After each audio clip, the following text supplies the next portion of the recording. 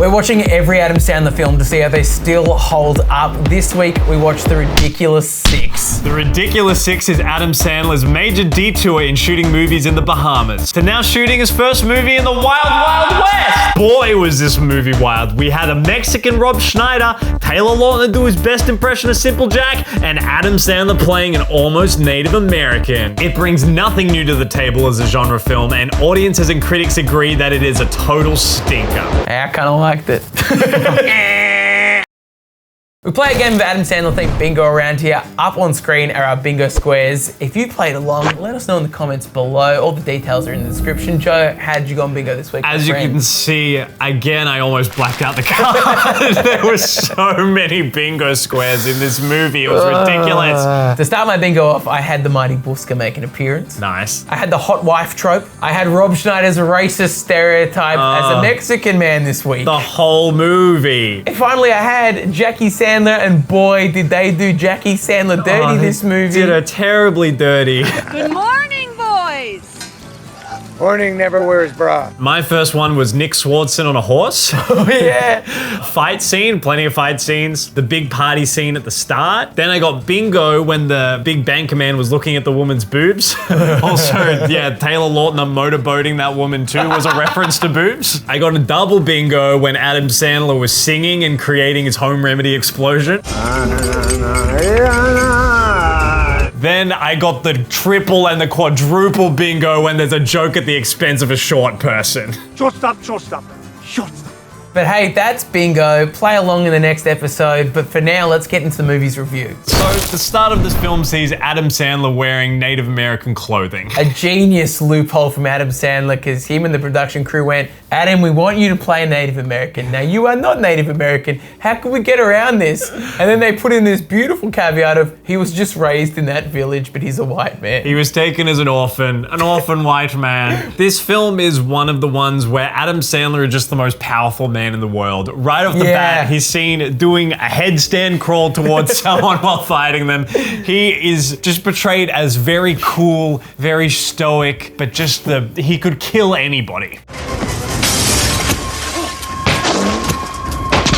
I thought it was a fun introduction to this world. I wasn't too off-put by it. I'd already seen the Rotten Tomatoes scores, but I tried not to let it dampen my worldview of this movie. I didn't have my first note till 25 minutes in, which is rare for a Sandman film. Wow. This movie is seemingly a very wild, wild west plot. But then you get moments like this that make you very confused and realize, oh, this is made by Adam Sandler.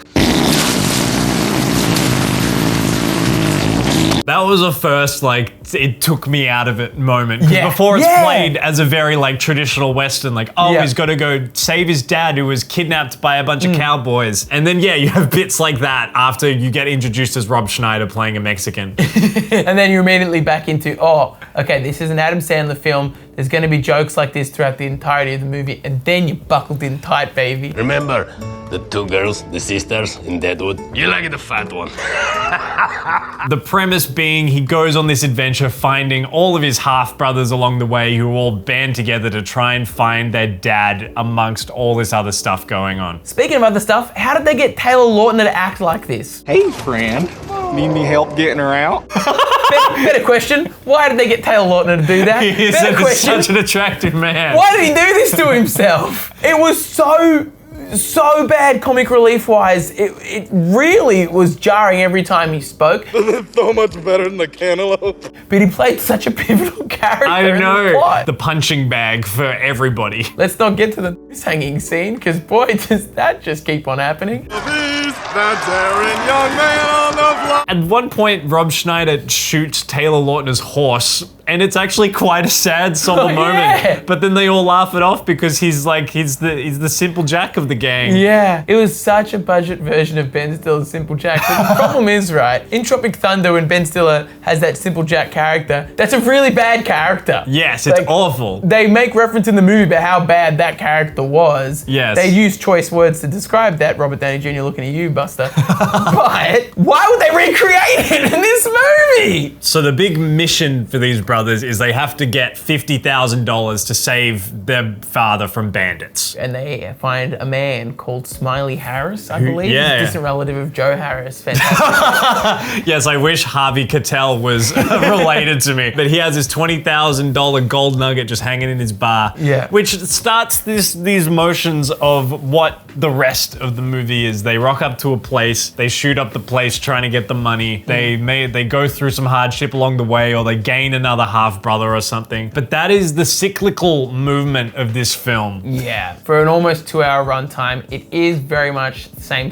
throughout, bar it being broken up at one point by this really weird sequence where they describe the foundations of the game of baseball. John Turturro is such a funny comedic actor, and I was so excited to see him pop up. But just to see that it was just a Family Guy-esque side plot bit that had nothing to do with anything to advance the plot. They could have taken it out and had a shorter runtime. It'd have been a better film for it than having it in. Super random. It was at that point I was like, this is so useless. This is adding absolutely nothing. Just like a lot of the random high side. It's just like they're trying to pretend to be a fun Western movie because they're going on all these adventures, but it just doesn't, there is no substance in it at all. Oh, I'm not getting that. You can just run all the way home. I didn't hate this film, to just caveat that halfway through this review. I didn't hate it. I thought it was very true to an Adam Sandler film. It was just they were playing dress up as cowboys, right? That was pretty much, it wasn't overtly offensive as it has been. I mean, unless you're of Mexican descent and you're seeing Rob Schneider bastardize your culture, then fair enough, take full offense. Please, it's awful. Because my God. Another note is they also did the beautiful Jorge Garcia from Lost dirty, who is non-verbal in this film. He just grunts and makes sounds.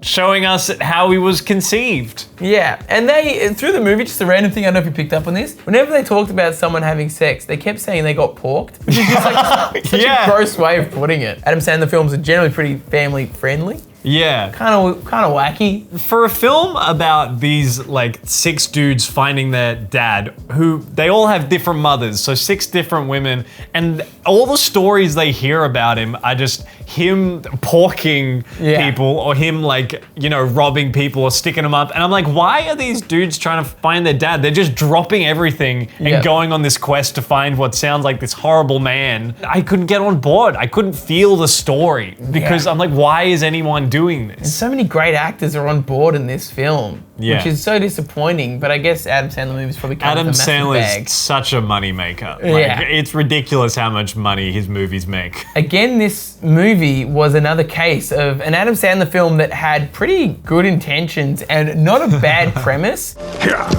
They felt the need in the writer's room to just every so often put in a really icky joke that far outweighed the goodness of the film. Yeah, a lot of ick. So we're finally narrowing in on the final heist of the movie to make enough money to go free the dad. They're at a poker game. Yeah. Mark Twain's there, played by Vanilla Ice. And David Spade is playing David Spade. Yeah, with a beard. Mark Twain's depiction of Vanilla Ice was so cringy. So awful. We have Terry Crews tickling the ivories at that stage, which...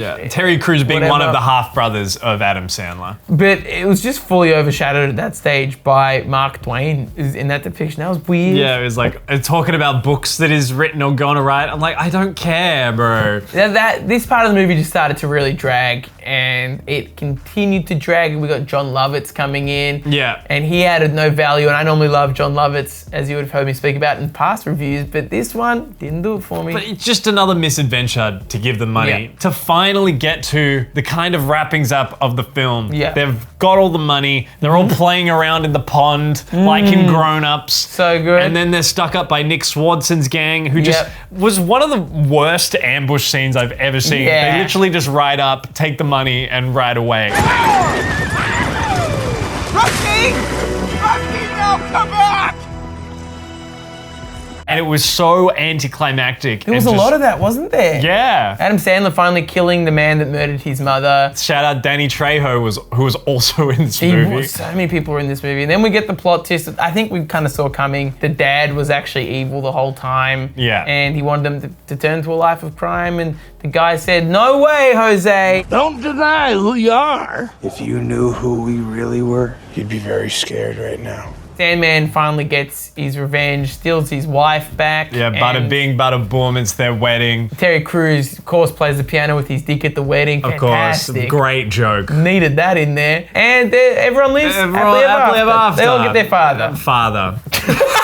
Brought to us by the same director as The Wedding Singer. What a blast, man. No way! What a blast. What a fall from grace. Another know. thing we've got to talk about, which is such a major part, in 2015, another cowboy movie was released under a very similar title, The Hateful Eight. A way better Western film, one that took different spins and played with the genre a lot more. This one was just so plain and so simple. Feel free to sound off in the comment section, but I'd love to know why there was the whatever this was called, the something six, I've already forgotten, and The Hateful Eight. Why were they released with very similar titles in the exact same year? The studios must have known. It's a very Western thing, but yeah, it could have been Adam Sandler being like, oh, Tarantino's new Western's coming out, time to jump on and do my first Western. I guess we should finish by rating this Let's rate the thing. Mac, I didn't see really anything special about this. It wasn't like terribly offensive. No. But it was just very plain and went on and on and on. I wish it was 40 minutes shorter and was just like a sweet 80, 90 minute film. But it wasn't. It's a 3 out of 10. A 3?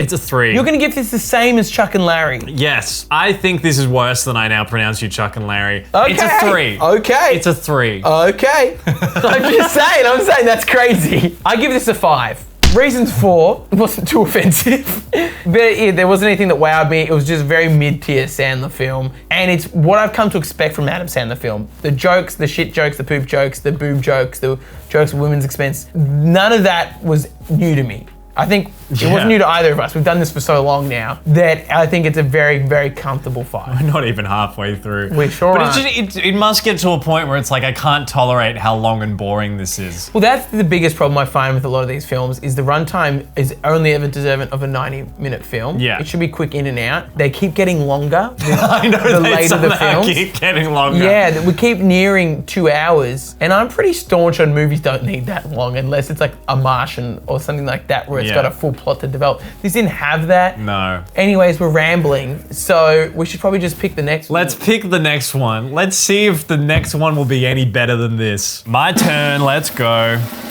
And it is Hubby Halloween. Hubby Halloween!